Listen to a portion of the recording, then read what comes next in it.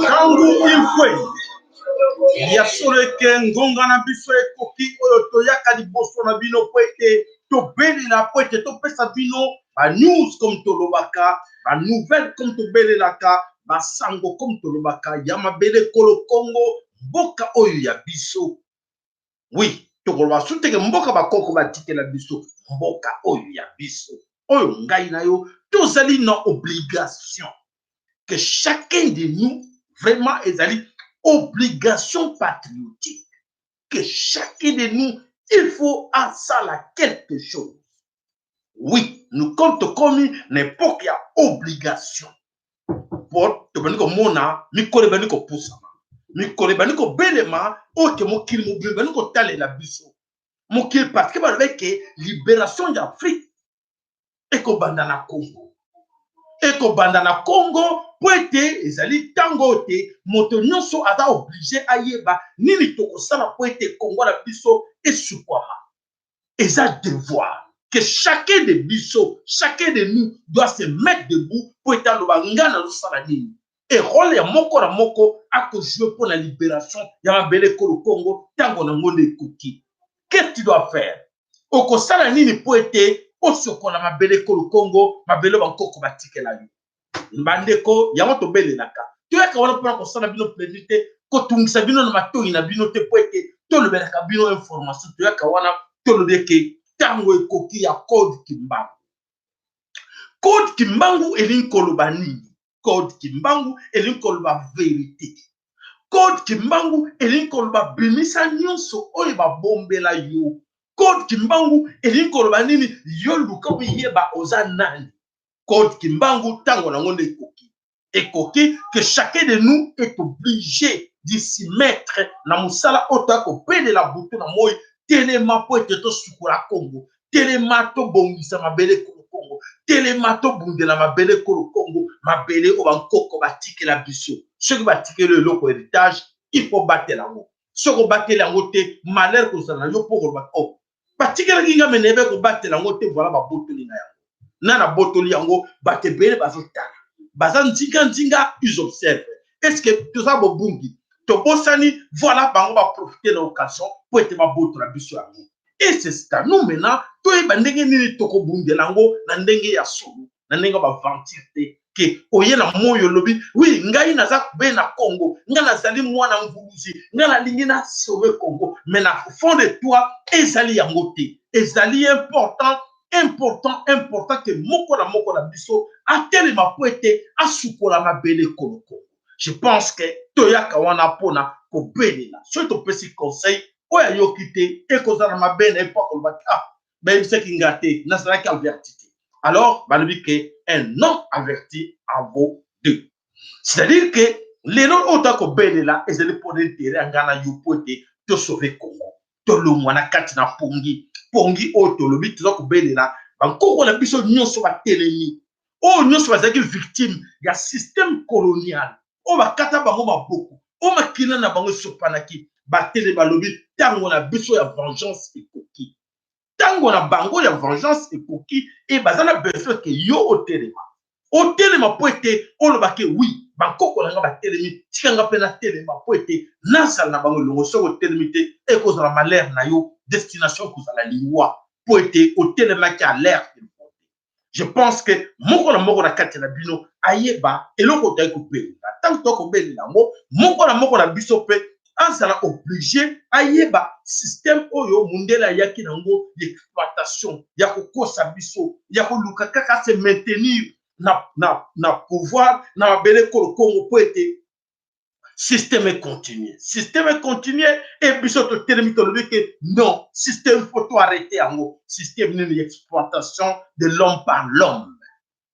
Exploitation de l'homme par l'homme. otoboyi na kalisi bozo ko mona bozo ko observer Afrique nyonso eningani ba pays nyonso africain ba teli balobi oui tout ban ba banoko kosa biso oui ba banoko kosa biso mais tolobi non il faut arrêter cela to arrêter on ndenge nini éveil patriotique éveil oyo nyonso ba pays nyonso africain ba telemi et yo mwana kolo Congo yo moko le premier concerné pour parler de Afrique nde ko sokola non Congo nde ko sokola l'Afrique Congo nde mutu ko libérer l'Afrique et yo Congolais oyebi ke yo nde mutu ko libérer l'Afrique est-ce que oyebi na conscience no ke yo nde Afrique eza kozela mama Afrique aza kozela nini biso to libérer ye e bandeko nyonso bakozala obligé balanda nsima na biso po ete to libérer soki biso moko toyebi te yo na nga toyebi te toza na kati ya bobungi toza kozela ke moto mosusu ayela biso news apesa biso information e biso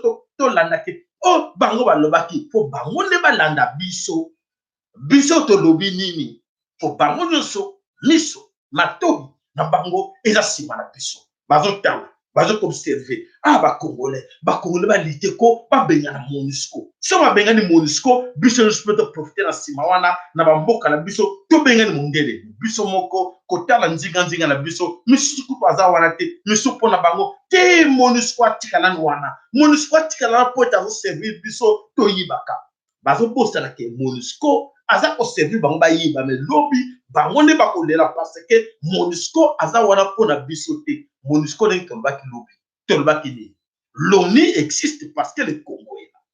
Sans le Congo, ONU, MONUSCO n'a pas. ONU. Présence ya ONU, on a quatre mokili. L'Organisation des Nations Unies. Nous avons appelé Bino et ça dit exister parce que le Congo est là. Sans le Congo, l'Organisation des Nations Unies et Congo existait.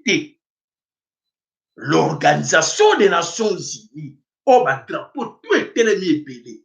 Ce que drapeau est tellement, oui, parce que quelque part, nous, tous s'organiser pour être tout maté, Congolais, mettons, nous tous seuls, biso ba français, biso moko, ba okura biso te.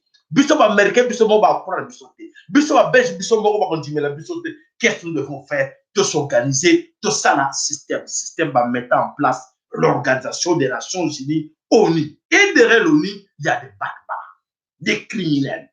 Ils s'organisent. Tous ces criminels, comme on a dit, monde s'organisent derrière cette histoire que oui, pas ça, va maintenir le système d'occupation au Congo. Donc, yo, nanga, yebakake, l'ONU, il faut essayer là. Système bataille, ONU, il faut essayer là, na kati na mokili. Pour aussi, c'est un peu, tous à cause de l'année, apport na yo.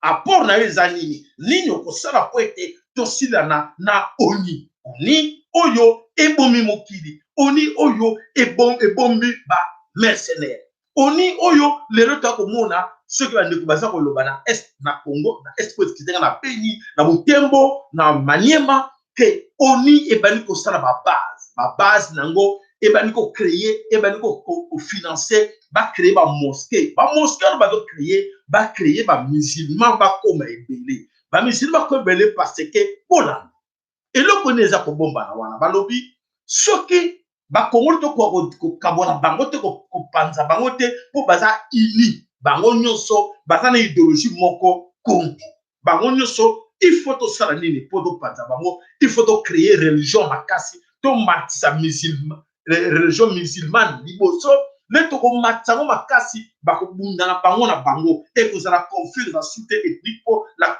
côté conflit ethnique ba resirte ba conflit entre ethnique ba resirte tribalisme ba échouer ba meka ko poussa Chilombo a créer et loko tozo benga conflit tribal mais a échoué na wa monike ba congolais bango so ba barika bité munu bazande ko na ngai Mukongo za ndeko na ngai, Mushwela za ndeko na ngai, ba échoué nango. Chilombo a échoué.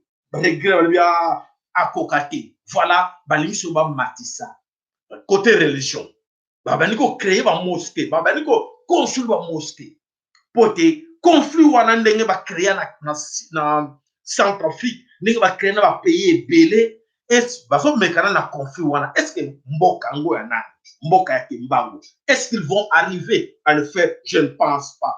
parce que nazana sûr que kimbango aza comprendre nango nyonso bakokoka yango te po ete azali prêt po ete aza kolandela makambo wana nyonso ala lettre oyo tozali kobenga conflit oyo bango bacréa e kimbangu aboyi yango mpona kobanda bandeko bozali na droit ya information oyo topesaka bino tokotiela bino kam audio moko e bolanda attentivement nini balobi na kati audio wana oyo ezali balobaki oyoki likambo toza basinzili nous sommes des sinzili lolaka ya vulusi kimbangu bolanda audio oyo totieli bino bolanda yango de près.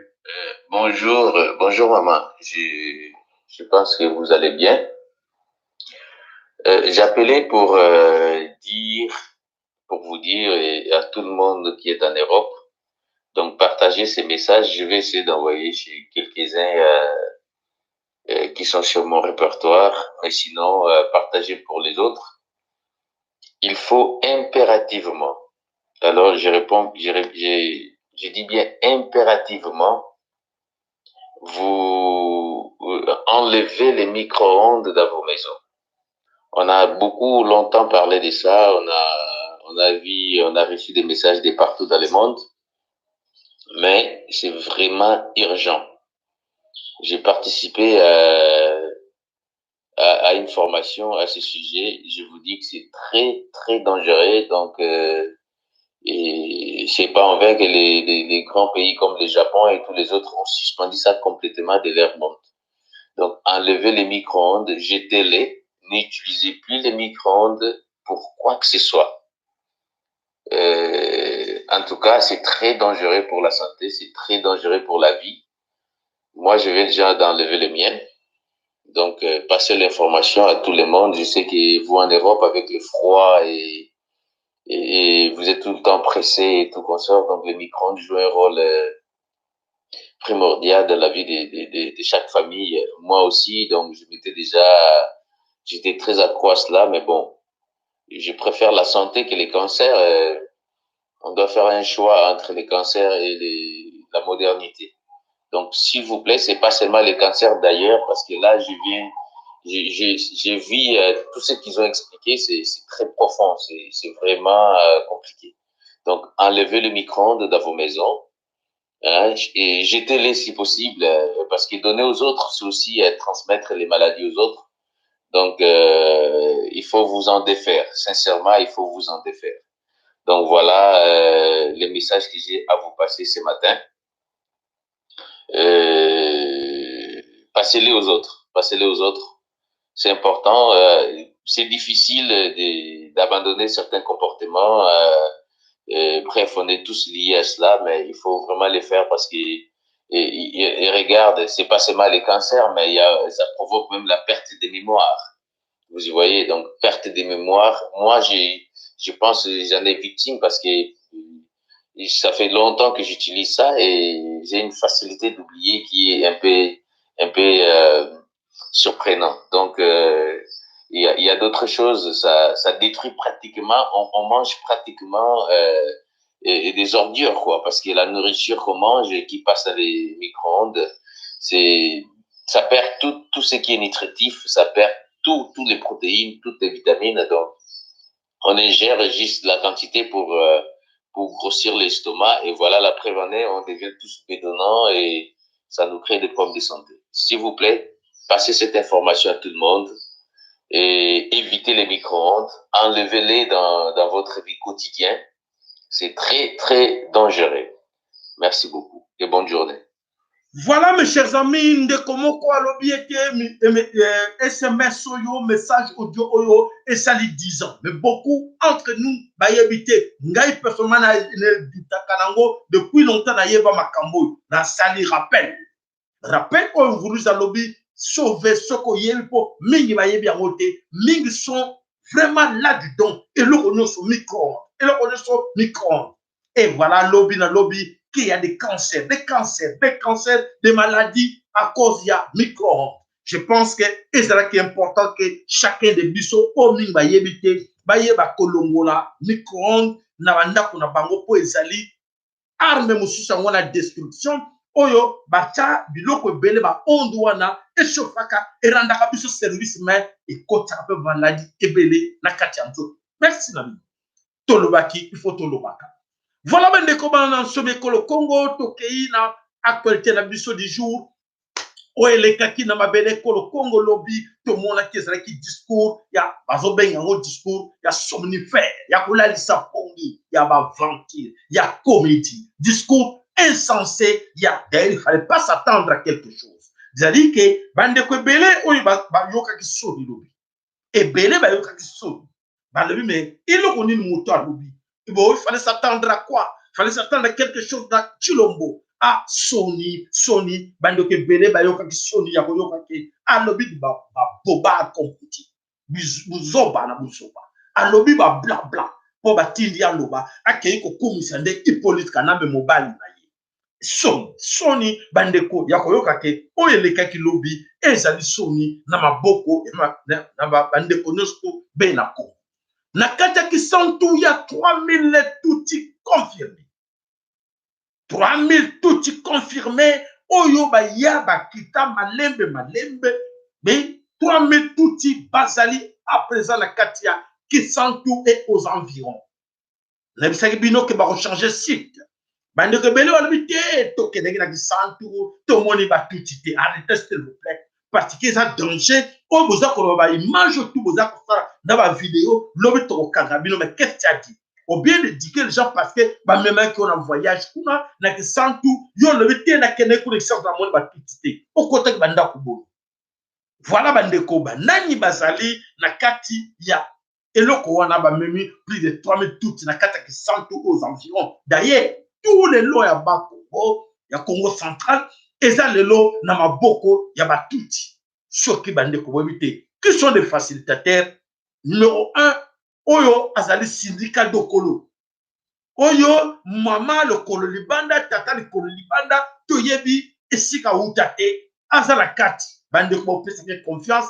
syndicat dokolo voilà aza complice na ye na Antoine Gonda oh moto mosusu abakisama na kombo ya nani na kombo ya moto tobengaka na kombo ya Nemwana Semi aza na kati ya makambo wana d'ailleurs lobby en passant tobisi bino tokosala investigateur qui sont ces élites oyo biso bayaka liboso na biso komikumisa bango bakosauve Congo bango baza bapoliti ya Congo bauta wapi banationalité na bango comment bato wana baarriva komanipuler Congo pendant plus de 10, 15, 30 ans, 40 ans baza na kati ya siège ya politique ya Congo mais todetectaka bango te tokosala investigateur na biso yoza na baélément important oyo kobimisa na biso par rapport ya bato wana role nini bango bajwa oyo mundela alekela par bango e babloka biso lobby 14h l'investigateur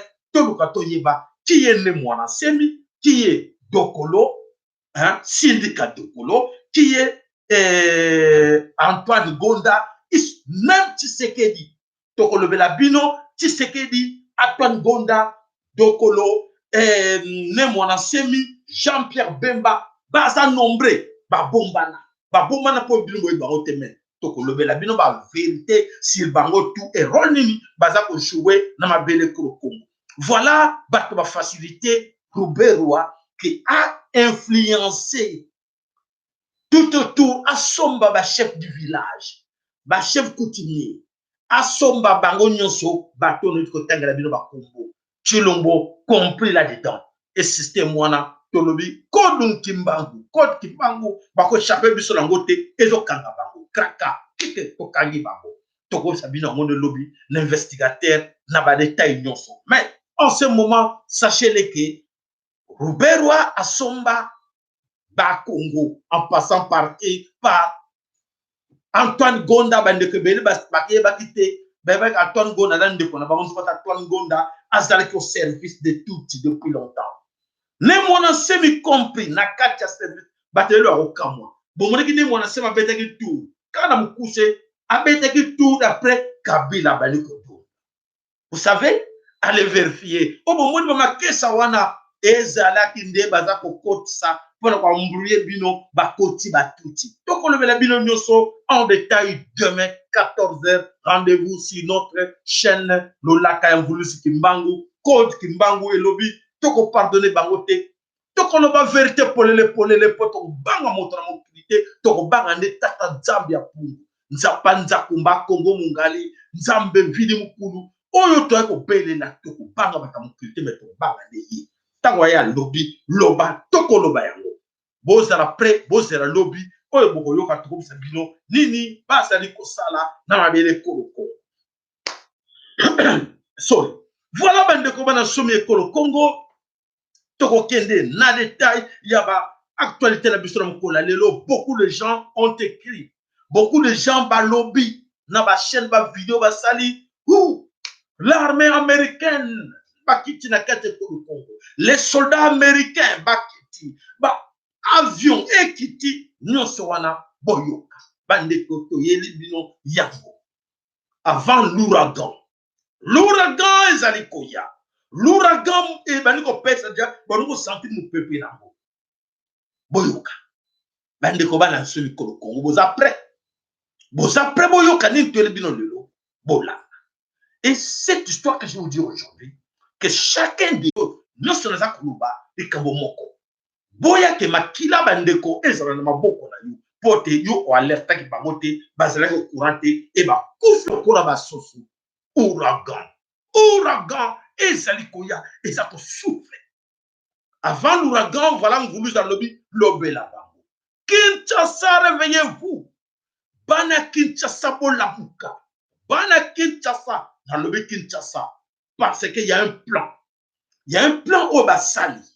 Plan au Basali et outil Madine extérieur l'Occident. Ils sont prêts. Bozaki Diba. Bozaki Diba monsieur bazako yeba teke makamuzo sana boyoki. Oh avion ekiti. Et il y a des soldats, aux États-Unis, l'Okuta aux États-Unis, les soldats ils sont déjà là avec vous. Bazana kati ambassade des États-Unis, plus de 300 commandos. Bazana kati hôtel, babaneko kota buzaraki wapi, buzaraki diba. Babaneko kota moko na moko, 10, 5, bakota kendenge ba utaki wapi. Ces soldats ba uti na kati ba base américaine. Ils allaient tout autour des pays africains, entre autres même la Katia Rwanda. Qui Kagame, Aza Ndendoki, Bachaye Kakapo à servir, même Yemoro, Namoutune Lokozata, il évite ce qu'il est en train de faire. Il croit qu'on le pousse à devenir l'homme puissant, mais c'est le contraire. Bazo va faiblir, Aza Ndendoki. Et voilà, Kagame a autorisé tout. Rwanda, Oboyo Kaka, Rwanda m'a facilité qui tout. Rwanda prenait des soldats américains et donc quitta bango na Congo Brazzaville. Ba quitta na Congo Brazzaville et ba kota kandambu ndambu à partir de Bichingobila. Bomona ka banko ba touriste. En civil ba kota kana bango ba tondi Kinshasa. Ba tondi wana plan na bango ezali nini ba yebi ke ouragan ezakoya. Mu pepe ezakoya ba yebi. Et voilà, nakanisi bana Kinshasa boza la prudent. Informé bandeko bana Kinshasa boza la prudent. Bako sabinote. Bako sabinote lo événement nyonso ko legala kate ko Congo to ko lobela bino ngo. To ko sabino ngo et c'est vrai ou c'est faux. Bako sabinote un faux coup d'état. Bako sabinote et lo ko salike o moto moko boye abimi to yebi bango nyonso très bien. Boza la attentif. Je dis bien attentif sur toi, nos abonnés. Tant que vous avez betami, informez bandi. Informez bango que boke ba wane zali mafia. To comme ça bino au bon moment. Donc ça veut dire que beaucoup oyo boye bi ndenge nini bo atteindre ça taba kangi chaîne en Mvulusi. Déjà Moussa les a constamment Mvulusi ki mbango azana au contrôle. Voilà bandeko ba zali wana na bino kati ko pouf. Motomoko bazali ko préparer to yebi les gens avec la complicité du Rwanda, avec la complicité de Paul Kagame, un autre sujet rwandais. Je dis bien un autre sujet rwandais. Azali wana nzinga tokoyeba. Pourquoi tu me tournes à Kapona Ninikaka, Bassi Rwandais, Bassi Angolais, Bassi Rwandais? Pourquoi seulement que des étrangers? Bah, mon avis, c'est de Bazoba. Bah, tu vas costa quand même. Le coup de la bango ici, il va costa besoin de soutenir. Bah, costa soutenir. Bon, déjà, à l'air, avant, plan de bango c'est bimi. Plan de bango c'est bimi que, bah, costa besoin de soutenir. Voilà, Bandeko, Bana Kinshasa communiqué que, attention, nous sommes vigilants. Bon, ça la vigilant de cognon soit dans la carte école au Congo, informé Bandeko Nabiso que, ah, ce que vous avez fait avec soi-disant Mouanaya, Ikomoto Toamouze, est-ce que ça va encore passer? Nous sommes vigilants. En tout cas, Bobo Sanango, votre plan, wana, Ikomoto Toamouze, Azali Mouana Tisekedi, Biloko wana, Abuo, Pia, Mfuluja Telemeli Bango, Alobi, Biloko wana, Eko Salamakali Susu, na mabele ko le Congo. D'ailleurs, vous êtes déjà avertis. Donc, ça dit que nous sommes tous prudents. Total de la bango. Liso, di colonna liso. Liso, di colonna liso. O union so ba kosake bino. O ba viens kita. Avion on est na matériel. Matériel pour accompagner bateau. On a même si ma quota. Bazana Congo. Plan na bango zanini. Toyebi. Toyebi déjà que. Bani basta na biso jemoro.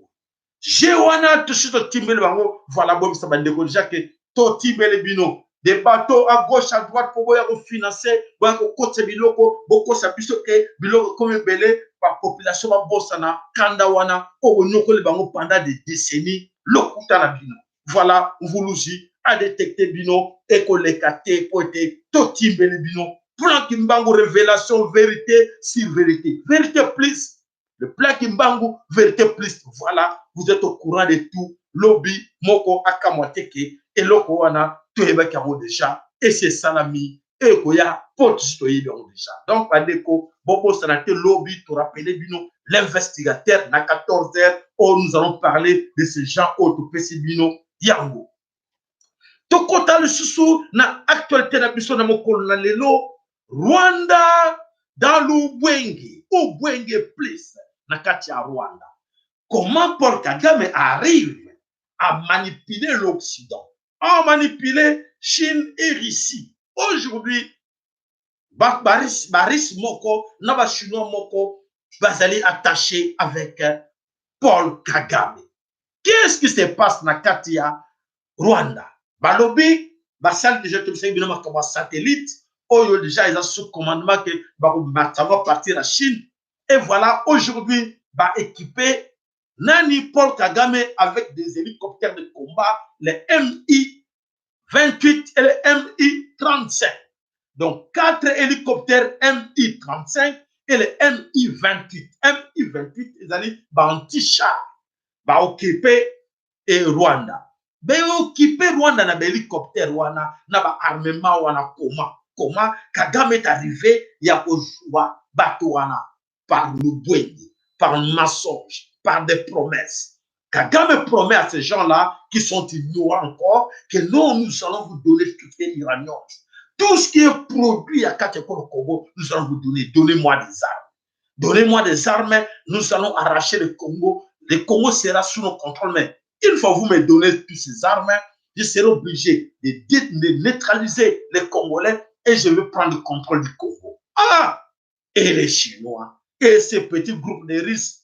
Est-ce que vous ignorez que chaque pays a des autorités, autorités politiques, autorités gouvernementales, mais Mokolo Mboka, que vous êtes censé les connaître, que Nzambe, créateur de ces minéraux-là, que vous pensez qu'en donnant les appareils comme ça, comme les hélicoptères de combat, tout ça, Paul Kagame, et Paul Kagame va prendre les richesses du Congo pour vous donner. Ah!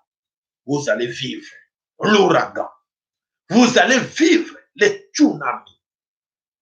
Vous allez vivre cela et cela. Vous allez dire, ah, on pensait, on s'est trompé. On ne savait pas que c'était le Congo. On ne pensait pas que c'était le Congo. On croyait que c'était Cameroun. On croyait que c'était Sénégal. Mais c'est le Congo. Mais qu'est-ce qu'on arrive? Qu'est-ce qui nous arrive?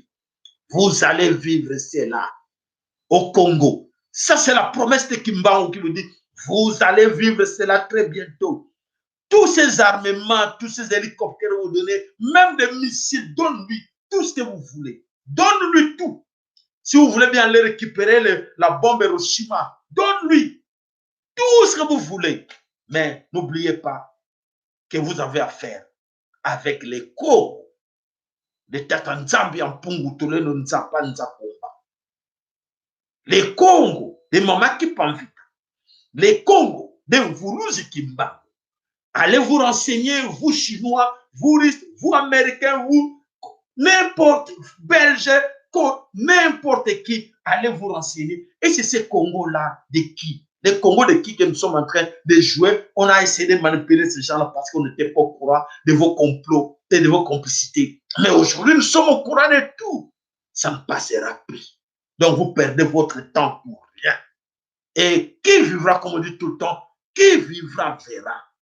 L'ouragan est là et vous équipez Paul Kagame avec tout ce que vous voulez et vous allez le vivre que, on ne savait pas, on nous a dit, on pensait que ce n'était pas vrai, mais voilà Paul Kagame. Souvenez-vous que Paul Kagame, vous l'avez aidé, les Allemands l'ont aidé pendant longtemps, les Japonais l'ont aidé pendant longtemps, en les donnant l'argent, tout, les armes, tout ça. Est-ce qu'il est arrivé? Et voilà, il a exterminé tous ces soldats. Les soldats rwandais, Kagame n'a plus de soldats. Vous pouvez lui donner tout ce que vous voulez. Beaucoup on peut savoir mieux sur vos lignes. Mais il faut qu'il y ait des hommes. Qui sont ces hommes? Amenez vos mercenaires. Envoyez vos soldats. Ils vont tous être exterminés. Ils seront tous exterminés au Congo. Il y a des soldats invisibles, des vrais guerriers invisibles qui sont là. Est-ce que vous comprenez cela? Merci si vous avez bien compris. Si vous n'avez pas compris, tant mieux pour vous, parce que vous allez vivre dans vos pays-là. La crise va vous frapper. Des tsunamis vont vous frapper. L'ouragan va vous frapper dans vos pays. Je pense qu'on a tout dit, on répète, mais si vous ne voulez pas écouter, tant mieux pour vous. Continuez de suivre cette histoire de Paul Kagame qui est en train de vous mentir.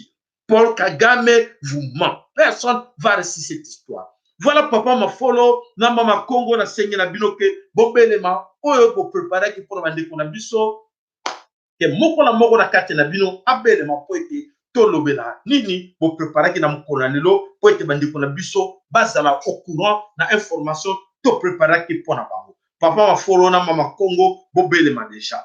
Voilà yango le toza koloba, bande kona biso bana some kolo Congo, toke wapi toke na mboka, faida na kati ya na côté ya na kati ya Beni na Nord Kivu. Plus de 6 morts, oyo, les faux Adef Nalou, bakiteki kuna, babomi bande kona biso, les faux Adef Nalou sont commandés par qui? Sont commandés par des généraux. Ba généraux, tout vos akoyoka, oya FARDC, bango bazo commander faux, les faux Adef Nalou. Donc, vous êtes informés que bazo bomo ba civil, bazo bomo ba ke bitumbate, ba ke ko lutter contre. Attention mes chers amis, vous, pour vous la Kinshasa, Batouana va lutter contre les ADF Nalou. Batouana bazalinde avec les ADF Nalou. Pour ne pas créer piscose, va créer confusion. Ils sont là pour tuer les populations civiles. Les populations civiles, na mabele kolo Congo, bazo boma bango, nanadi par ces généraux-là, comme l'aventurier de John Numbi, comme Tangofo, comme Bango Nyoso Mbala, Bazawana, opération na Bango, Koboma Batu avec la MONUSCO. Tant que MONUSCO, pour votre rappel, MONUSCO n'est pas encore sorti. Ils sont là, il faut les démasquer. Ils sont là toujours avec vous. Tant que Baton Babimi n'a noté, Tokokoma na paix na communauté. Et Bakobima, parce que ndenge bino boza komona boyebi basili ko reconnaître le soldat ya FARDC, ko reconnaître bangomino, ko reconnaître ba faux ADF Nalou, bango nyoso baza elongo. Donc ceux qui voient que les soldats de FARDC, ce sont des ngomino là-dedans. Ils sont dirigés par Roberwa, par Félix Tshilombo. Il ne faut pas faire confiance à ces gens-là. N'hésitez pas, vous, l'armée nationale du peuple Congo. Ce sont des criminels, ce sont nos ennemis. Voilà, bandeko. Autant que pour les abinons de Makamboza, mais vous nous lobby, ne vous en faites pas. Vous nous y êtes au contrôle de tout. Papa ma follow, Maloba Ombo Kayo, Choke. matondo mingi papa Sayala, matondo mingi mama Kongo, matondo bandeko nyonso bazolanda biso. Napesa nkembo na yemoko pletu nzambe mpungu nzambe wa bakoko na biso nzakomba. Napesi matondo mingi na mvolusi kimbangu mama follow. Mama follow, sorry. Et là, comment vous savez pas notre titre, c'est quoi? Wana Minitori. Ah, Minitori. Pour les minutes. Ah bon, non, bon, parce que ça va bruit, ma casse, ils ont dérangé. Voilà, merci. Merci. Ça va, maintenant c'est bon. Merci beaucoup, maman. Papa, pour bandela. Na kombo ya mvuluzi, tolinga ba kombo na yokana. Matonde fana yo. Hop, to bandi. Na pesi nkembo mingi na nzambe mpungu, nkembo. Na pesi matondo mingi na mvuluzi kimbangu mama Kimpa Vita. Bakoko nyonso ba oyo bazana biso. Engeta. Bandeko na pesi bino mbote mingi ndenge tukutani ya liboso na koloba boye. Tokomi na virage moko ya suka. Makambo ekoya encore compliqué. Mais il faut serrer la ceinture. Bobangela yango te. Pour ce faire, il faut absolument nzambe mpungu alobi po tozwa nzela. Il faut toluka nani kimbangu. Il faut passer par volusi kimbangu yende. Afungula biso nzela oyo tozoluka milimo bakoko na biso. Parce que yaka tindaka yepo afungula biso nzela aya kulungula biso na minololo oyo ya buumbu ewumeli tambulai. Donc pour aller plus vite, il faut toluka volusi kimbangu nandi azofungula biso nzela nkembo ya nzenga. Alors voilà ezaka moi appel nasali.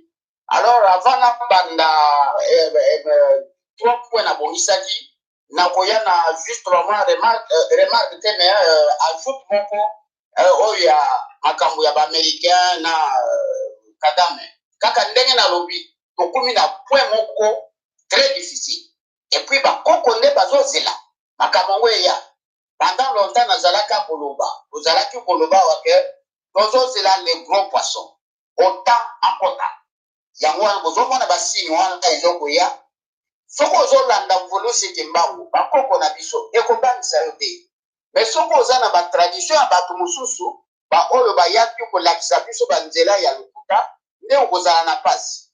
Alors pour cela nasimbi point naza nango natangi bainformation eleki basociété balibanais oyo eza na kati non pas seulement na kati ya Kinshasa, bien que na kati ya Kinshasa baza accumulé balibanais bazali basala holding, c'est-à-dire société moko ya englobé ba société mingi na kati. Holding na bango ezali Congo Futur. Na Congo Futur wana Pain Victoire ezali société kozo benga Mani Congo, Pain Victoire, Transgazel, biloko wana nyonso ezali biloko ya Kanambe.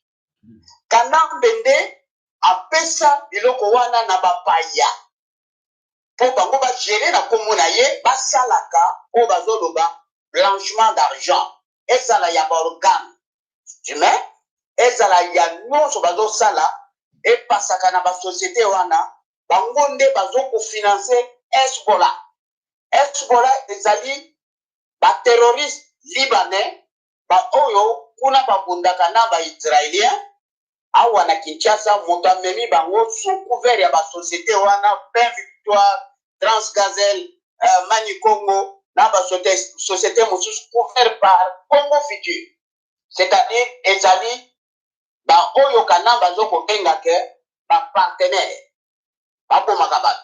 Voilà comment ba américain ba viser bango ba komi cible ya ba américain parce que ba américain bazomona ke ba intérêt na bango ndenge tozomona ba bando kupusa na Congo ba yebi ke ba Hezbollah wana ba bondisaka pe ba israélien. Alors ba soupçonner bango que tout ce qu'ils font là-bas ezali blanchiment d'argent. Kabila a bombami sima ba libanais wana.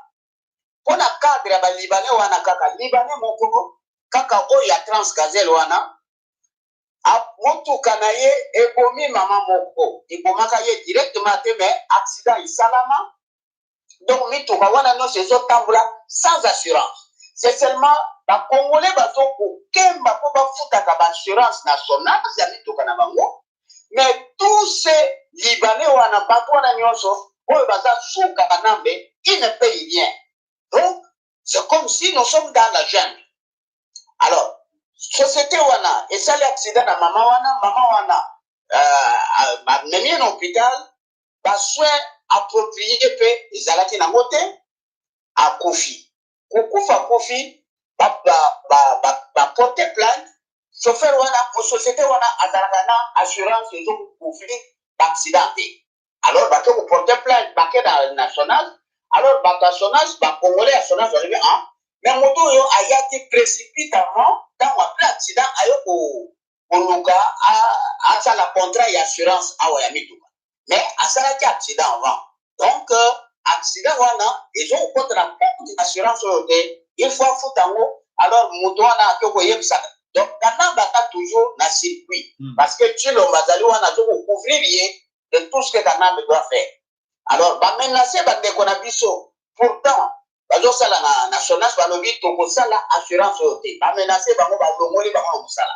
Ils sont licenciés. Les Congolais sont licenciés de leur propre société. Mon paria oyo ya aye na mboka wana alongoli ba Congolais na mosala. Alors voilà confiance qu'on doit faire soki na ba politiciens na bino na boyo bazoloba Tshilombo eton.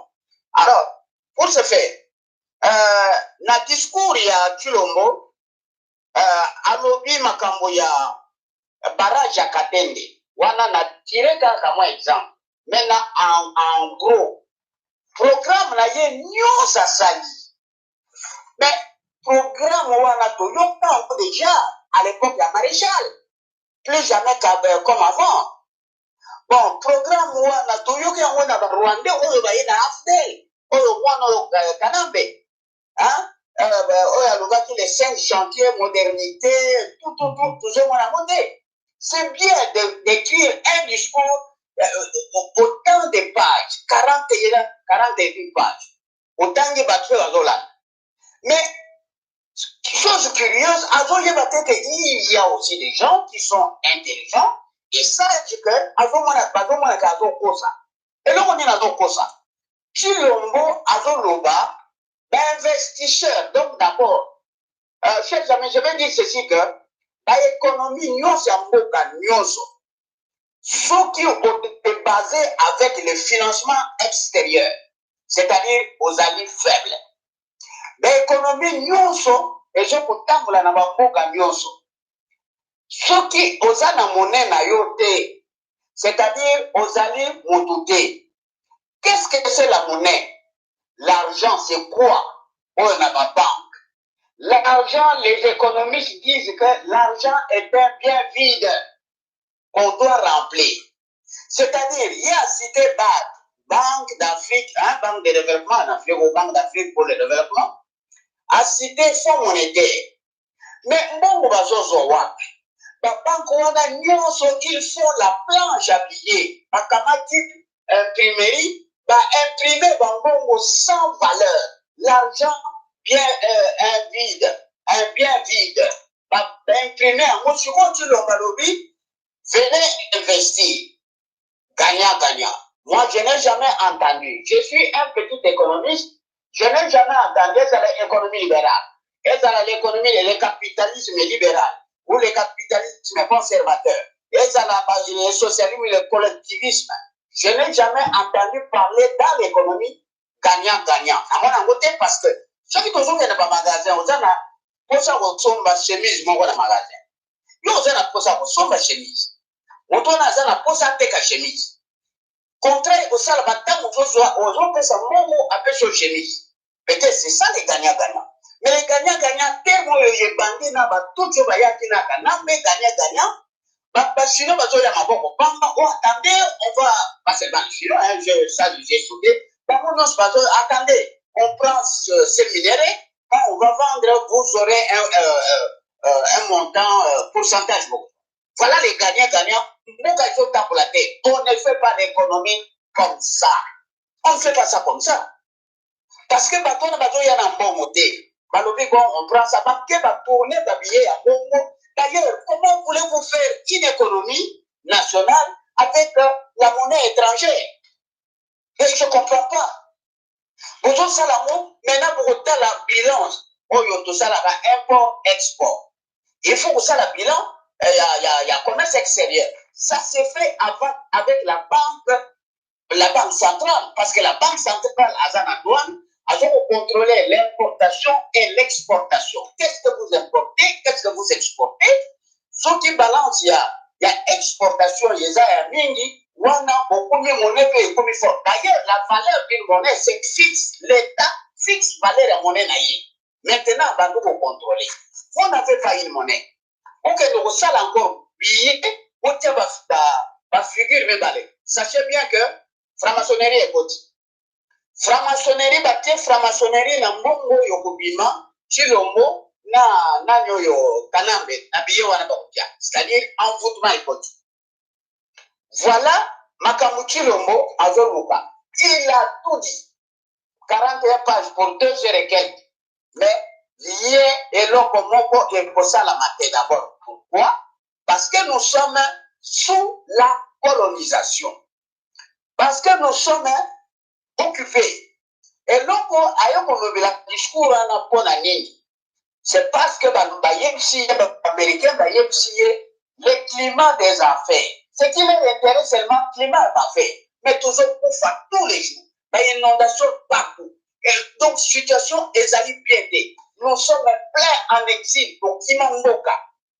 Climat des affaires. C'est-à-dire, il faut oublier tout le monde. Il faut oublier le Rwanda, tous ces pays qui nous attaquent. Il faut oublier la MONUSCO. Non, tout ça, il faut oublier ça. Climat des affaires. Voilà là où Chilombo, Azali, ils s'en foutent de ça.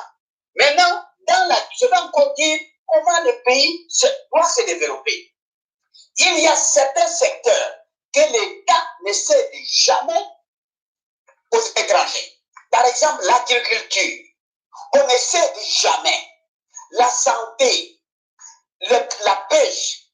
Donc, tout ce qui est comme santé, on ne cède jamais aux partenaires extérieurs. Parce qu'à l'objet, il y a l'agriculture à l'échelle, à grande échelle. Comme on a maréchal Mobutu Salaka dans le domaine entier. Et Kendawa. Donc, comme on a chinois, mais, Oyo, Bamindele Balingue Basili Sabiso surtout na Boulia. Ceux qui m'ont payé encore. Je sais que Baroka, ça va monter parce que tu l'as ça là 2 ans. Ceux qui m'ont payé la nani. Au moment où il y a les produits génétiquement modifiables. Yango wana komona ba cancer ba no kota. Bazo kolia biso tozo kufa. Voilà discours na ye. Eza na ngo na tina te. Asa na mbongo te. Aligné gagnant. C'est-à-dire ba yiba fi, ok nango. Pourcentage va pêcher dans poche. Mbongo c'est lui et sa femme qui s'en réjouissent. Il va créer, il va construire des écoles. Avec quel système? Système où il y a Bozoboya, à la école, place place école qualité. C'est sur l'eau, il faut ne pas boire, tout besoin que nous autant ne pas boire. Alors, Chilomo, je ne vois pas ce qu'il est en train de faire, mais il dit que souci n'anga est ça pour la tête. Souci n'a plus sur les amis, vous serez ceinture, vous nous capnez qui pour turbulence côté Koya, et il faut un grand poisson. Autant il faut écouter. Même on y a aujourd'hui, chinois, na russe, armée, nani, nani, Paul Kagame, et Zali Kakada, et l'Okowana. Comme na souka, toujours il a pas quota, parce que conteneur les ana, toujours il a pas gros poisson. Autant à quota. Chine à quota. Comme ça, Baya Kozwa, ceux qui sont vraiment légitimes, mais tout le monde se avec raison. Bon, pas ça là. Mais ceux qui étaient, na makila ndenge zoko tanga, ndenge tozo lela, ekamote basala. Mais souka nango, bakozala na jugement moko kolega parce que même bandeko na biso bazokosala traîtrise bango nde bakozwa fimbu ya kekele fimbu ya bakoko bayebi yango na moto. Vous pouvez trahir, mais est-il que tout serait sérieux? Ce que je demande, bon, nous comme vous nous Kimbangu, n'avons pas la publicité, mais ezali la voie de sortie. C'est tout ça qui doit nous libérer. Pour nous secondaire la yaka nango et ayaka kwa ko sabiso ya leka. Faites le contraire de ce que le blanc te demande. Faites le contraire de ce que le prêtre te dit, de ce que le pasteur te dit. Ce qu'on sait le contraire, c'est-à-dire aucun na église n'a été, aucun na réunion n'a été. Oya ye tika biloko wana. Ba esikola wana, be eza ba musulman, ba mercenaire, ba terroriste ba kotibisu pour mboka wana ebeba. Ba kotibisu akaba yo sala ba mosquée na bango wana. Refuser n'y allez pas. Ce qui to boyi. Parce que bitumba comme frontal, la jolie bitumba comme frontal, pas bon pour ma mission en peau. Mais les camotés nous subissons, mais dire que nous foutons dans les alliés ceux qui te languent kaka, nous est là kaka ya pas donc, au sangani na biso kaka montakutia biso na alignement, et les alliés kaka m'volu ce qui m'a maman qui va vite, n'a pas quoi biso. Ça c'est là, ça va durer, et puis trop souffrir. Mais dire que, en tout cas, soyez apaisés. Bitumba ezokoya biloko mingi ekobima oya salite tozomona ekoya mikolo ezokoya mpona yango papa sayala j'ai consommé mes 20 minutes il me reste 2 minutes c'est pour dire que tout ce qui se passe il faut tous à la concentrer tout ce qui réunion ezokoya il faut que il y a ce qu'on appelle anecdote moko balobaka titre au double. Nous ne sommes pas na penchant il y a double. Ils sont tous na penchant il y a titre. Parce que ceux qui pour comme na double c'est fini. Et que ça encore passe mais makambo non c'est aussi là parce que cela a été dit on nous l'a promis que tokozwa kimpanza na biso et que ça la passe mais tokozwa ngokaka parce que yeza mokano ya nzambe po yango na tinda ka mvolo seke mbangu mama kimba vita asikisa likambo yo autrement eza capable condition ezali kaka tuluka bakoko na biso à travers mvolo seke mbangu biso tozwaka pe ba vision tozwaka pe ba message à travers kaka nzela wana na yebisaki bino ke bientôt tozokenda wa biloko mingi omona bandako mosusu nguma bimi omona mosusu place mosusu ngando alie mutu makambo ezokoya ebele yoki déjà na Kinshasa parcelle moko nguma moko soki nyoka bimi il y a encore autre chose qui sortira mpona ngo papa sayala na kongo ya ngondo sekembangu mama kimba vita na azongso maloba ingeta matondo papa mafolo ya solo eke tokomi na tango yango tango ya vérité code kimbangu tango tokobelela code kimbangu bodute nango te po ete oyo nyonso elobamaki toza komona ngo ekoleka na miso na bino ekochape mutu moko te po ete tobandi komona ngo bilembo oyo nyonso tolobaki ezosalema. Et qu'est-ce que vous devez faire? Na tango kontina mobimba ya kachopa kontina ya kachopa obobelelaka Afrique miso na bango nyonso ezotala bino esengelaki ezala mpe ndenge wana ke miso ya kachopa mobimba etala Kongo po ete richesse nyonso oyo mokili nzambe asala azwa yango akinela yango atika yango na Kongo po ete bino bozali nde tata bino bozali nde mama bino nde bato bokosauve bana nyonso ya kachopa ebokosauve bango ndenge nini soki bino moko na kati ya mitu eloko eza te soki bino moko boyebi te ke bino bato boza na pouvoir biso nga na yo toza na pouvoir ya kokonza toza na pouvoir ya kobengana toza na pouvoir ya koriente bandeko na biso babe na Kongo bandeko na biso babantu bandeko na biso oyo mokili mobimba parce que biso bato tokokotisa mokili na kati na kimia na kati na mokili bo comprendre ngo ce que oyebi te ke oza na rôle ya munene okojouer na kati ya mokili oyo tozali nango yo nde oyo miso akanisi ke te nga fona attends je vais une fois appeler monsieur Pierre ce mode d'emploi c'était quoi qu'est-ce qu'il m'a donné et dans les cas difficiles comme ça qu'est-ce que je dois faire beaucoup parmi vous obozobenga ba élite ya Congo se référera toujours parce que après serment na maboko na kati ya loge wana badiabulu oyo bayela biso religion na bango oyo ekoti na kati na libulu tobandi koliana tobandi kobomana bana basengi respect liboso ya baparent bazangi respect liboso ya bana tokomi kobomana nani aganye moto aganye asate toke na kati ya Congo na Congo okotala région nyonso passe na passe otako mais mboka etoni richesse likamoni mondial azwa pe na tali oui il doit rester comme ça laisse-le comme ça c'est tala quand on monte la puissance na biso baza na puissance te baza na eloko te croyez-moi donc bazo banga et alors ceux qui bino kolamuki esili mpona bango bakomi na passe alors qu'est-ce qu'ils doivent faire ce qu'ils font c'est quoi manipuler bato yozo tia motema ozo kantsekaza politicien ozo kantsekaza élite ako sauver pays nzoka te bato wana baprêta serment na kati ya baloge na bango bakutanaka lelo bakutanaka nzoka te ozomona mutu monene nzoka te mutu pamba devant système moko basala chef à loge oyo azane pe mutu pamba na kati na poto awa mais tata wana oyo ozomona otiaka motema wana te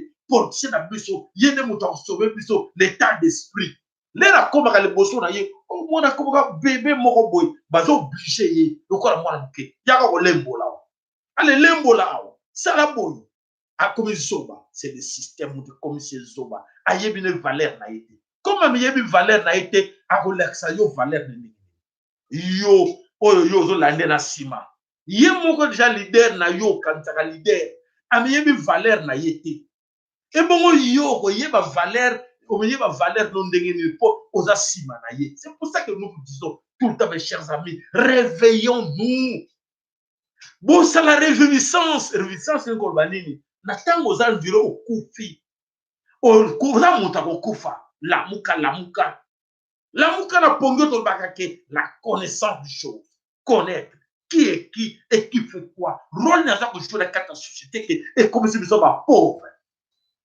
ekomi biso nyonso tuke tobundaka nzambe ka moto aza kocontrole te nzambe ka moto akosala nzambe akopesaka mosala po nzambe epesa bato ebele batondisi na l'église meke basengaka nini nzambe opesanga libala o nzambe epesanga mbongo nzambe epesanga mosala o nzambe epesanga bana kaka biloko wana nde ekomisaka bango akoma mamoso ayebi te ke pasi wana ye moko moto ekondisa na kati ya pasi mazoluka nzambe asala arendre ye service nzoka te ye moko asali banalise te parce que connaissance ezali na kati ya motu te aza kokosela nzambe makambo nzambe yo me misala na analyse na nzoto mpo moto ayeba ye moko na obituna yo moko me comment je suis devenu comme ça otali na passé na yo eloko na yelo mosusu ozotungisa nzambe pour rien nzambe kuza na kati ya makambo ozotungisa ye te otanga komone pour rien tu perds tout ton temps akrie nzambe mabe ezala yo moko na ntango omiyebi te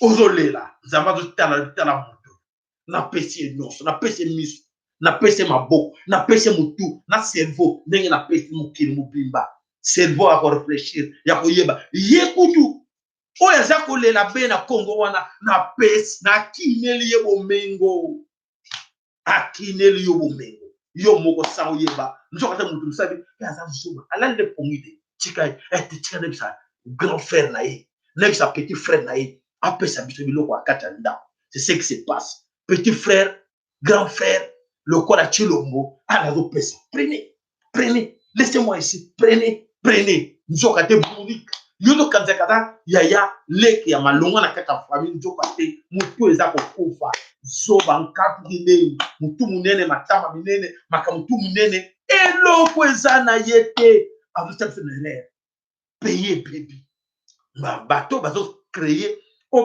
bazolinga bayibaka na nsima na ye bazosepela oui avec lui on profite avec lui oui il va les manipuler il va manipuler ses frères Oh, laissez-lui là-bas. Laissez-lui là-bas. Il va les induire en erreur. Nous, on en profite.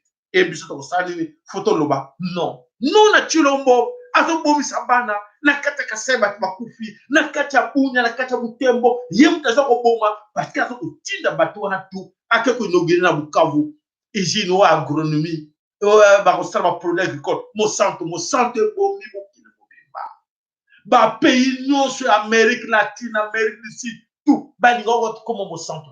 Et voilà, Monsanto a trouvé terrain Moussoussou. Oya Koko Boma a trouvé terrain Congo. Et voilà, comme Mboka Basoba, bah, il y a bangote.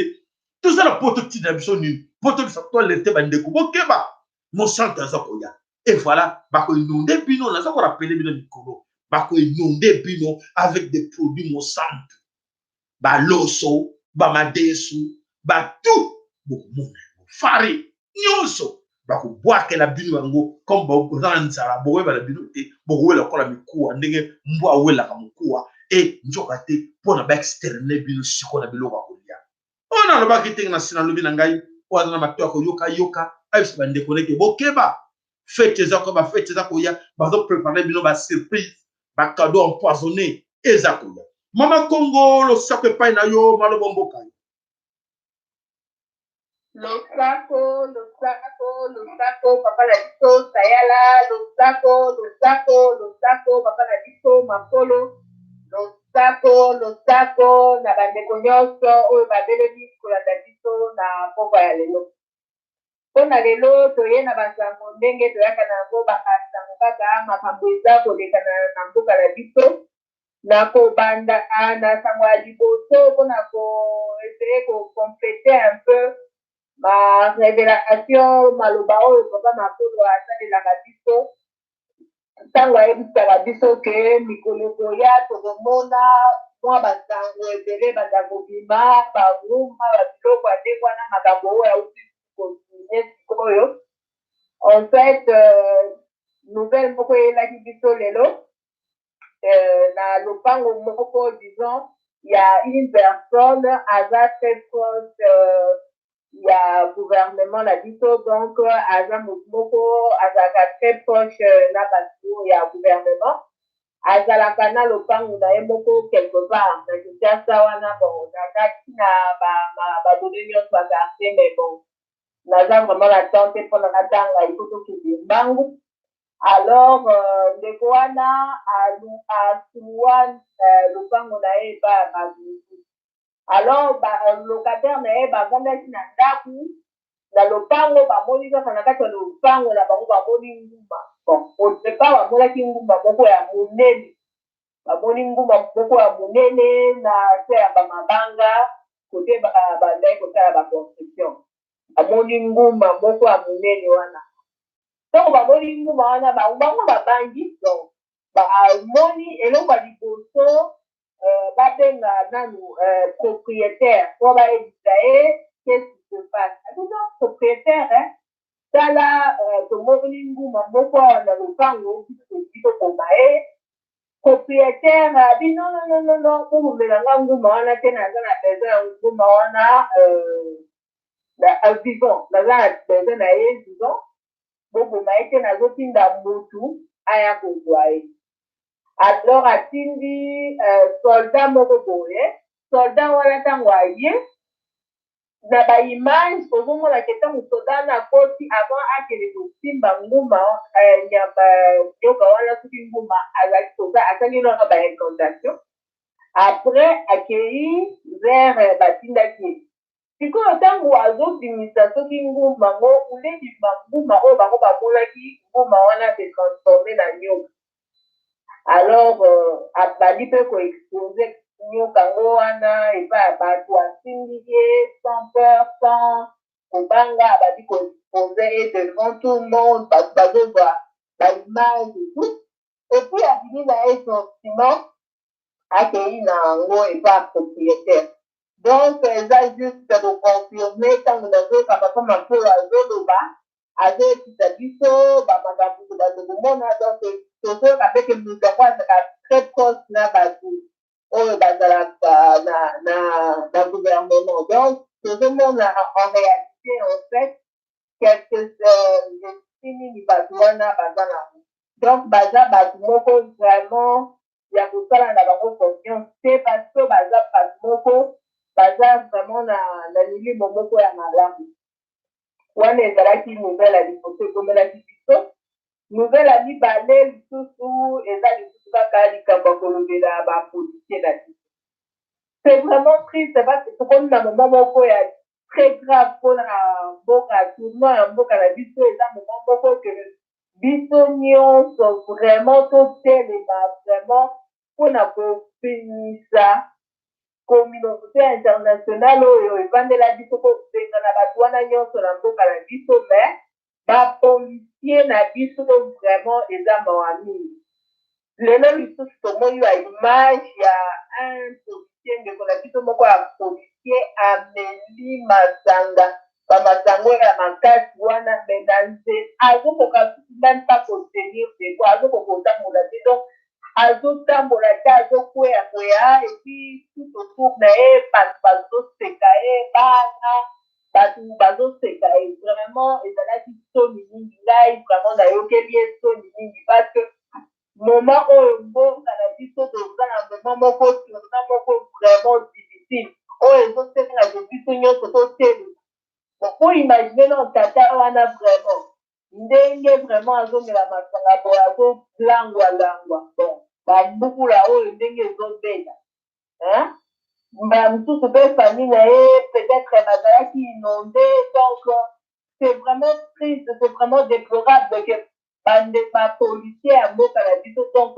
bazocomprendre eloko moko te baza bato ke policier kala ezalaka ntango tobangai komona bagarde civile na biso aire ya mobutu vraiment bazalaki ndenge bazalaki mais quand même bazalaki bato moko bazalaki respecte bazorespecte ba mais wana vraiment azongi bambala na batela ameli masanga lango bato bakoseka ezama c'est déplorable message na ngai nazolance na bato na biso nyonso bapolisier vraiment il est temps bofungola biso bitumba wana eza ya biso nyonso bitumba wana biso nyonso efo totelema bino boyo bake boza bazobozaka vraiment en première ligne bapolisier na bamilitaire bozaka en première ligne soki kini bozosala buzoba wana vraiment nde nazomona bozosimelamelanazo masala donc bozosala ondireki etali bino te ebongo ntango ya libération ya mboka soki mboka un jour eza libéré mboka eza libéré ke bokoya wana koya mpe kofanda kobanda mpe kosenga badroit non faut pas rêver miso na biso eza polele baimage oyo nyonso tozomona ya bapolisier wana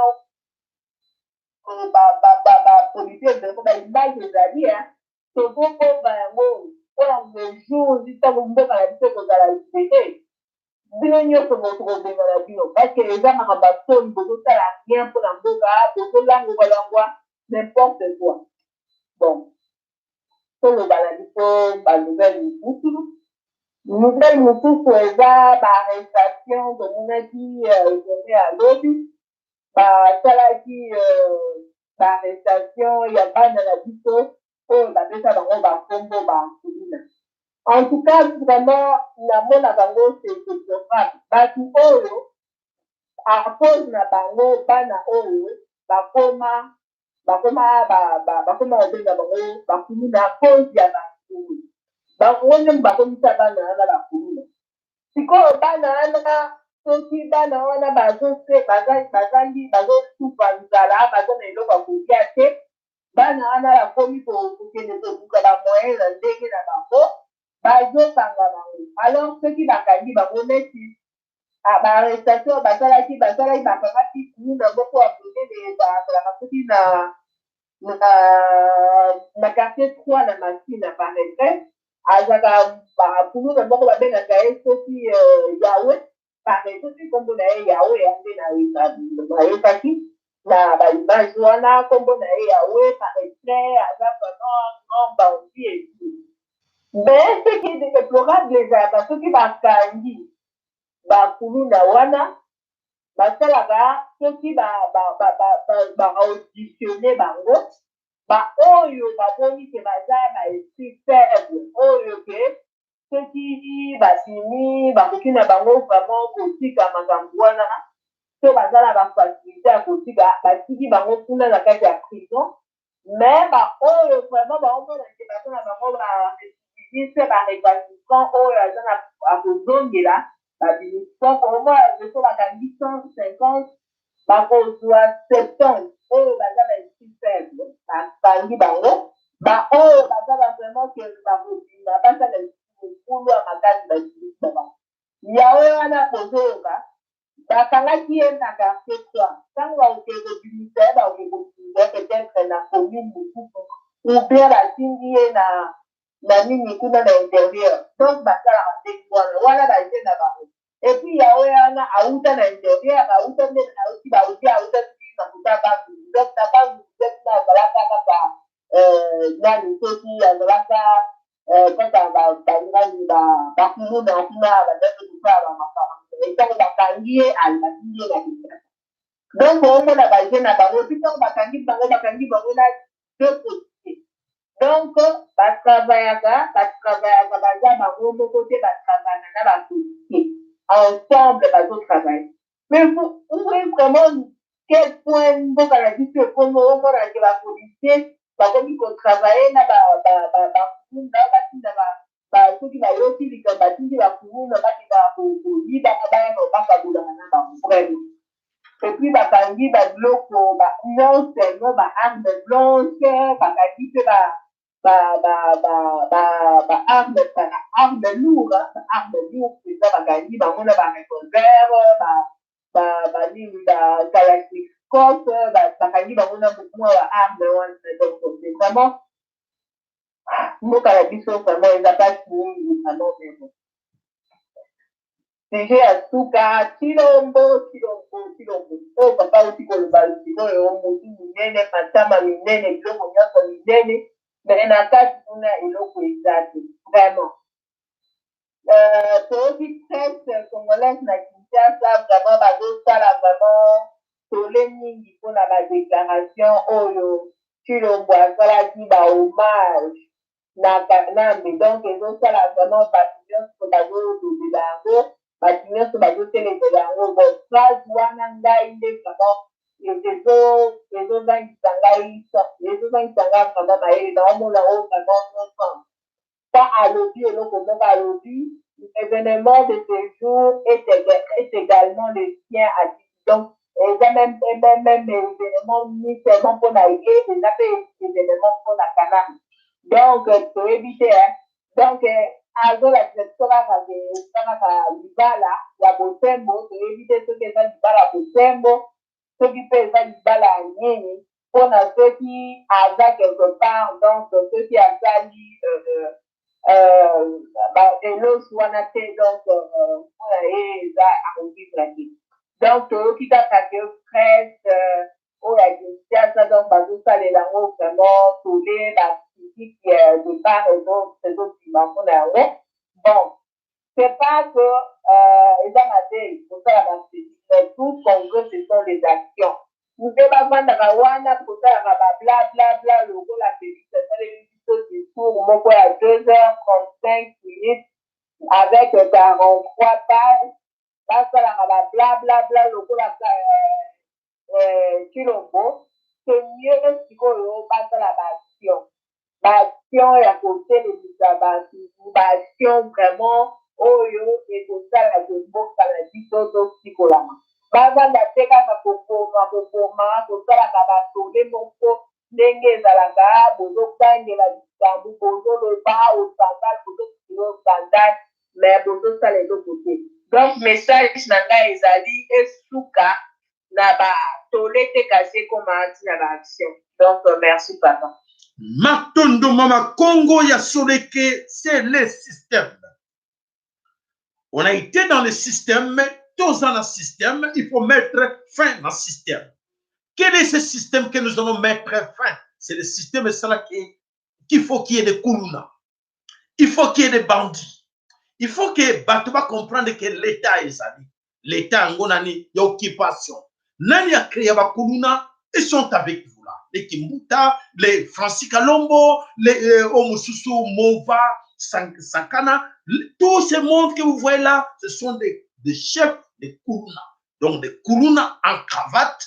Et Bazana va représenter dans Bango, va créer l'insécurité, va créer pisco. Et pour justifier que oui, nous sommes là, nous sommes au contrôle. Donc, ils sont avec et ensemble. Et notre objectif à nous, mettre fin à ce système. Et le système, to mettre en gros, comme dit dans Souka, il y a fin, il y a système. Et que chacun de nous, il faut y avoir comment y yo nanga. Toyeba, n'engeni to mettre fin à ce système, on va y la biso, va imposer biso. On a dit et on répète tout le temps, c'est par des actions individuelles et ciblées.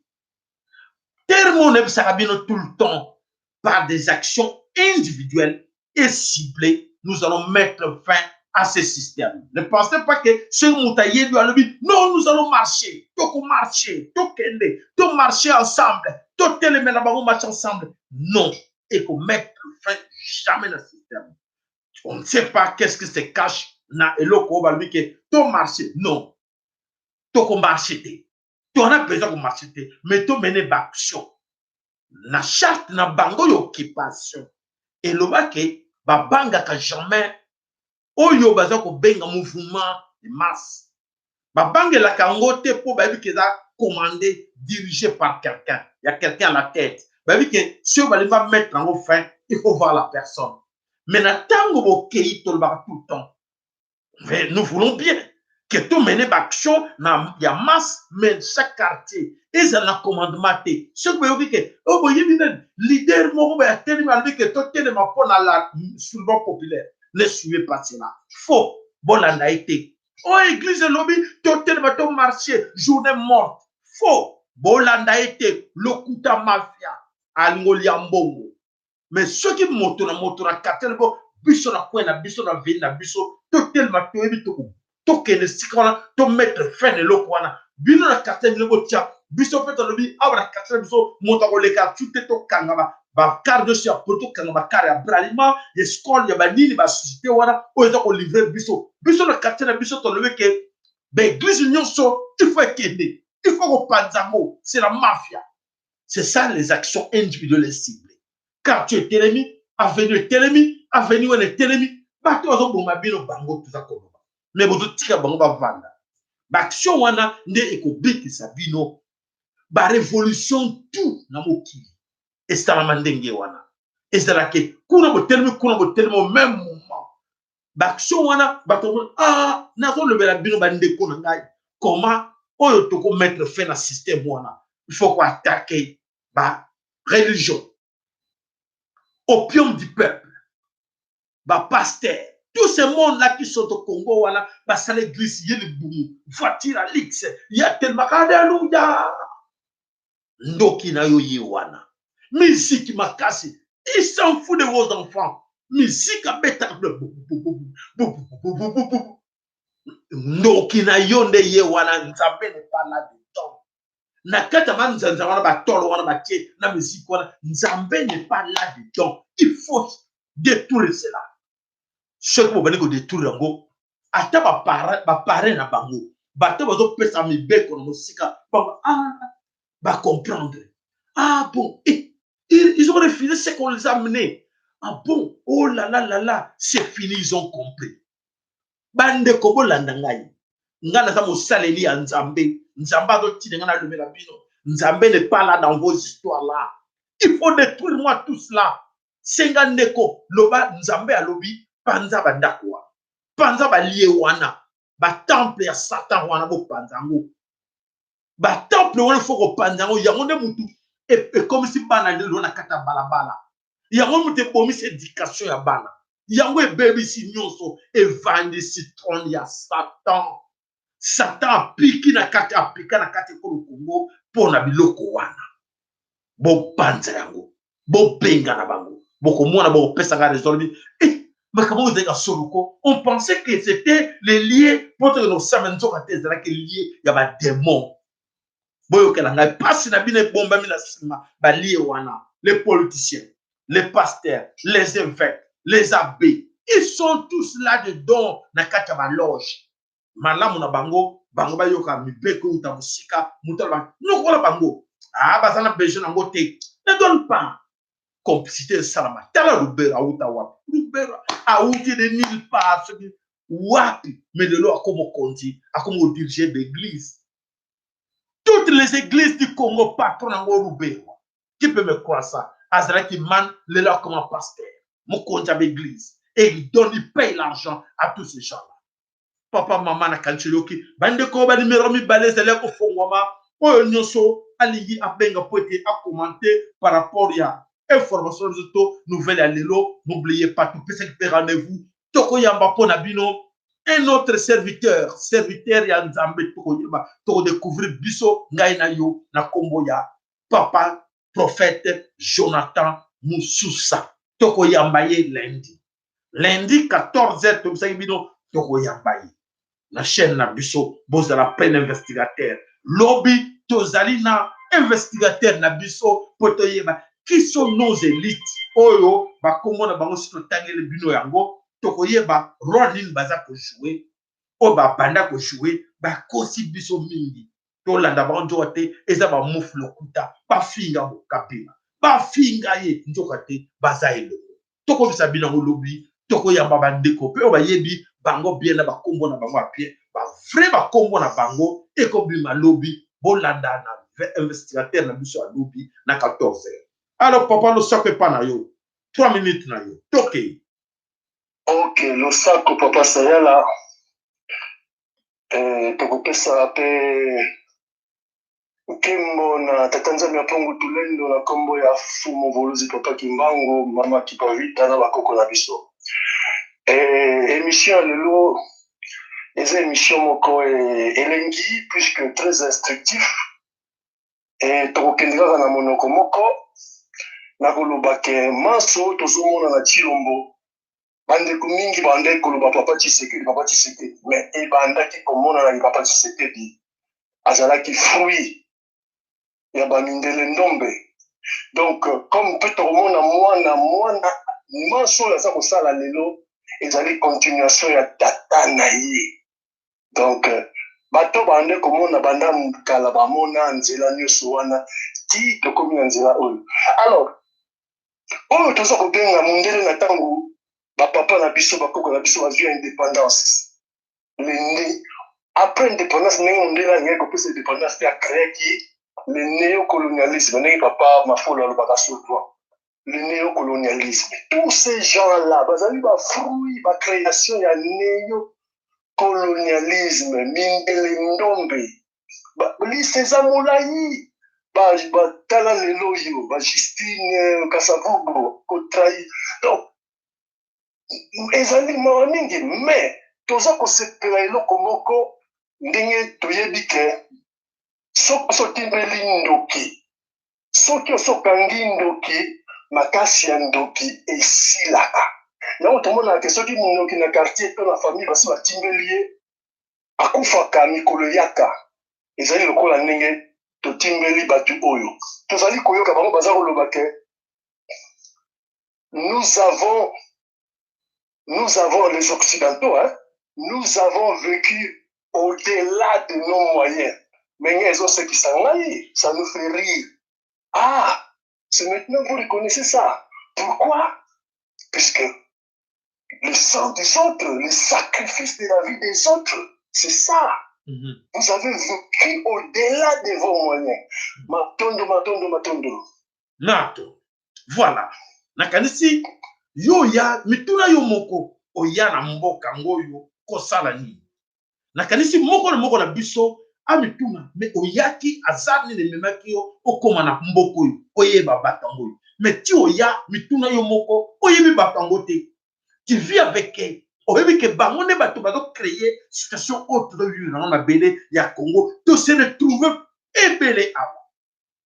Tout se retrouver ebele pour na nini parce que bango va créer situation où il est difficile pour na boy biso to kima awa. Mais toye awa bango ba lobi te. Ba li comme ça vérité pas ya ba peuple na bango te, ba population na bango excusez-moi.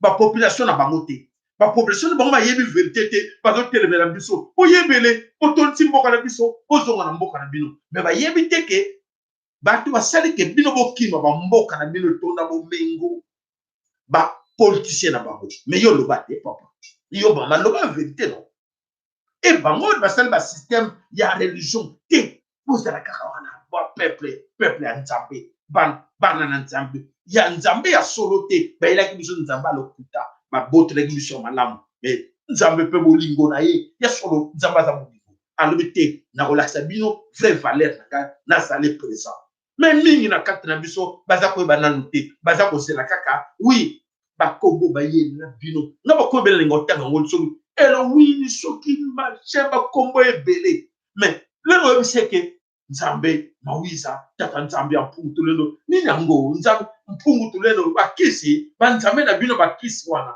aliénation ayebi te il ne cherche pas à koyeba alingi me moto ayeba ngo te azali toujours ndenge toloba kaka l'esprit néocolonialiste oyo bayele baimposa ye na mundele alobi o vraiment opena esclave na ngai yeyo mpenza aza mpenza na maboko na ngai mpo alingi koyoka bandeko nde bazoloba te alingi koyoka nga na yememela ye nayebi te kokufa makambo nyonso ya mabe tindoki sorcellerie nyonso moto amema yango nde moto ayelaki ye bakombo wana apesa ye yango bakoko nde bayebaki yango te ye akoki koyeba yango nde kilokolo kokolo nini ayebaki soki baelowini soki bajova jire banini bakombo ebele kotangela biso na kati ekolo kombo nde bango biso vrai kombo ke yeba koko nabengaki mvudi mokulu nzambe mawiza biloko na bino wana eske ezalaki ya solo enana yebi soki ezalaki ya solo jova jire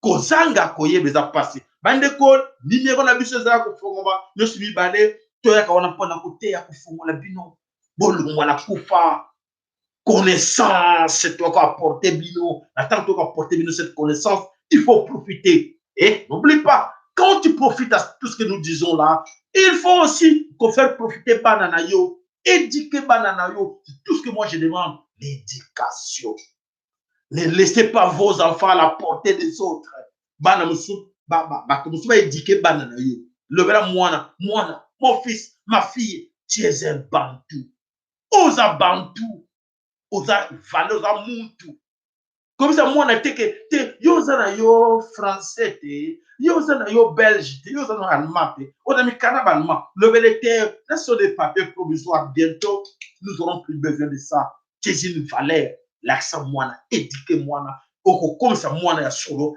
akoza na complexe infériorité de ce mwana koyeba vraie valeur na ye ke bakosa ye mpo babenga ye eloko ya malonga bapesa ye eloko ya lokuta mpo bakomande ye badomine sur ye voilà c'est cette domination que nous combattons aujourd'hui la domination de l'homme sur l'homme la domination de l'Occident sur les Bantus et voilà baye lelo bomengo ya biso nyonso sous commandement ya Paul Kagame baye s'imposer na biloko na binduki.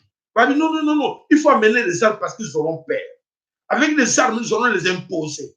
Tout ce qu'ils sont en train de faire, oh non, hélicoptère, et arrêtez. Nous ne sommes pas là pour avoir peur de ça. Parce que dans ces armes-là, il y a des matières de Kimbango là-dedans. Il y a les matières de richesse du Congo là-dedans. Il y a le sang de ces fils du Congo là-dedans. Il y a le sang de nos papas là-dedans. Et comme nos sangs, les sangs de nos aînés sont là-dedans dans vos histoires-là, hélicoptères, fusées, quoi que ce soit, et que ça, sans se fait, n'a pas béné que le Congo pour le moment. Et c'est là qu'il avait fait avant, quand tu as une vraie valeur dans la bisoté. En ce moment ici, tu as une vraie valeur dans la bisoté, et que ça, sans se fait. Beaucoup moins, et que Zonga risque que vous lancez des missiles en direction du Congo et tourner que vous bêtes dans le pays, dans le retenez cela, vous serez surpris. En pensant que vous lancez le missile pour frapper le Congo, vous allez voir que vous bêtes dans la Belgique, que bêtes dans la Suisse, que bêtes dans le pays. On a besoin d'exemples. Comprenez cela. Voilà la monnaie bandeko, on ne sait que belle là, bandeko na biso, to tikeli bino, ka moi minute moke. Tokoyeba eloko moko bandeko, tout ça koloba, ma finge za na tina te, faut pas trop insulter. eloko moko etikaki ngai moto moko babengi lokola na kombo ya kasanji bolanda nani bensito nalingaki ke boyoka yango Mkutano mwe mwe kasangi wole mwe shabana baba bo dite go udi bigila shak go we udi bigila jak go we mwe kasangi mamwe bo we lele lele mkoto ama mwe ba chitombu cha ama mwe kasangi chitombu cha ama mwe ba chitombu cha ama mwe ba bana be ba kana da kutusana na mwaberu ngumba ye ba kutusana na mwaberu mbo bi mwe kasangi Lumba yebe na mwabe mutunyini mwa mununga moso tutusanda na mwabe murumya so bana baba duko bibigele ngakbo we urumva bimba mashama mwe bangunyinu mwe gasanji mwana wa ndumba nyama ukotama mwe wewe muntu achidini gamba wewe bakusanda kumata kusanda kurolo kumata ku muja kurolo usanda ngoi usanda nyumugasheri muntu achidini wewe bantu swali mushide kumshwali bakumwelekela nyama mkotama mwe gasanji mkotama mwe gasanji kakulike bakakese mwana baba shwano muntu mumata kumyesi mwana baba kashukwata kumyesi yebaku ulumulule nyama wewe Gabriel moke dukushikisha mala dushikisha nani moke duku mana dumba bimbu tukutatoa kushikisha nyama muntu anyama muntu achiri wewe mwa kasangu luma kutambia chini wewe muntu nyama msoma kungana shiko wewe mwa kwa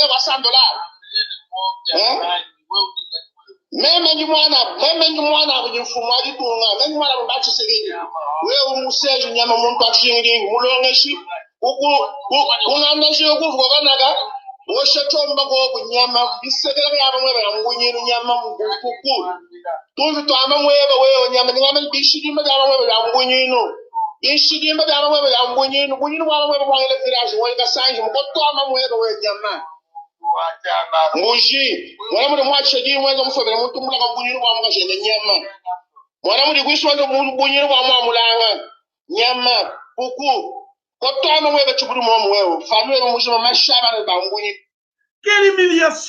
humiliation, c'est ridicule. Franchement, Yakoyoka ke responsable boto botiaka motema le korango ekasanji ba yokana. Comment ben c'est ça facile na minoko ya bande ko na biso. Bomoni lettre le rabino que incroyable mais vrai parce que tout le monde a kango. O lingo le kamomoko ba Taliban bimi nga Taliban abani ko finga mama abani ko finga tata abani ko finga tout yango tina na kelimi ndoko wana ete moko na biso c'est l'éducation qui compte maintenant parce que ce sont des gens comme ça l'homme botier la tête à pays c'est textuellement comme le Félix Tshilombo avec sa bande la bande de Tshilombo ce sont des gens qui se comportent comme ça dans leur vie. Bandeko oye gêné bango, je m'excuse, mais il fallait le mettre parce que banabake moto a longo bilama ayoki sonité abimi de banda yo moto otala oka sonité. Oui, totie le bino. Ba ba yoki te mais ezali insultant, ezali humiliant yoko yoka ben silt ya bateau bozoka lobby o bako. C'est-à-dire des gens comme ça, quelles leçons to pesa na bana. Na kanti bano ba yoka chiluba ba mais ce n'est pas vrai.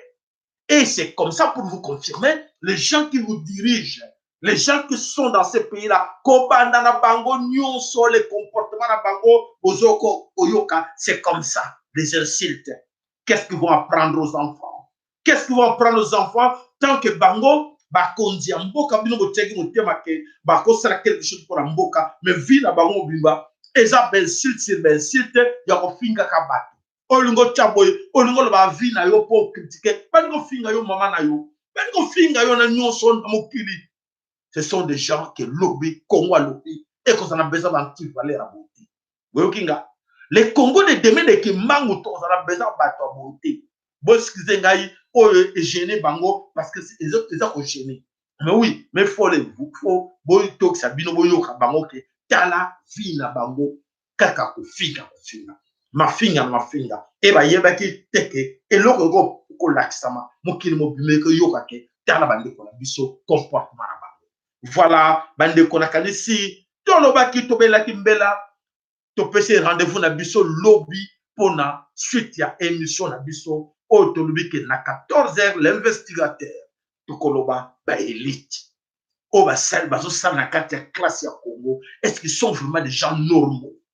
Est-ce que baza bato ba pona ki bango teke ba exercer rôle wana po ete biso to kansama bande ko na biso nzoko te baza bande ko na biso te et pendant des décennies to vivre na bango. Voilà, toko yambela bino bato o ba ko ya po ete ba pesa biso bato na uta wapi. Mais pourquoi ba kosa biso pendant des décennies? Rendez-vous na biso l'investigateur demain à 14h. N'oubliez pas, lundi encore à 14h toko yamba papa prophète Benjamin Massou Sa. Yepe akoya po ete apesa biso e yanona onyo solo pour vivre nango. L'église est tondi mboka. Et à port l'église va saler nzambe rôle baza pour jouer pour être Congo ezala libéré. Tozala ba saler nzambe boni na kati ko Congo et ya solo baza boni. Comme ça bolala ozala attentif bolanda. No soto baka ba question de bini. Ozala question ko prévoir tout na frère papa na biso Jonathan, monsieur Jonathan Moussoussa, n'oubliez pas comme l'angai boza numéro langa téléphone. Oh, Zanango te luki pas de quoi Zanango te pèsera tout le temps 0032 466 110 192 ou 192. Bobengi biso olobi papa nana besoin que mo tuna oyo tune langa we pa ya prophète oyo to ya balobi na kombo ya Jonathan Moussoussa et ekozala manam. Voilà, abonnez-vous massivement sur notre chaîne biso ya kawana. Ko pesa bino la connaissance, ko tia bino na nzela, ko longola bino na nzela kufa, ko senga na bino éducation de la jeunesse de demain. L'avenir de notre pays est entre leurs mains. Mais surtout lundi, le lot a venu à Bananabiso. Ils ont détruit. Ils ont détruit pour nous parce que c'est le système. Pour ma banana. Si tu as bon sens d'éducation et tu vas continuer à dominer des pères en fils. Et voilà ce qui s'est passé. Et tout le monde a vivre. Il faut mettre fin à yango. Matondo, abonnez-vous massivement sur notre chaîne. N'oubliez pas de partager nos émissions à vos frères, à vos amis, à vos proches. Merci Nabino. Et la cannabiso to pesani pona lobby na investigateur 14h et à 20h notre information. Matondo. Matondo.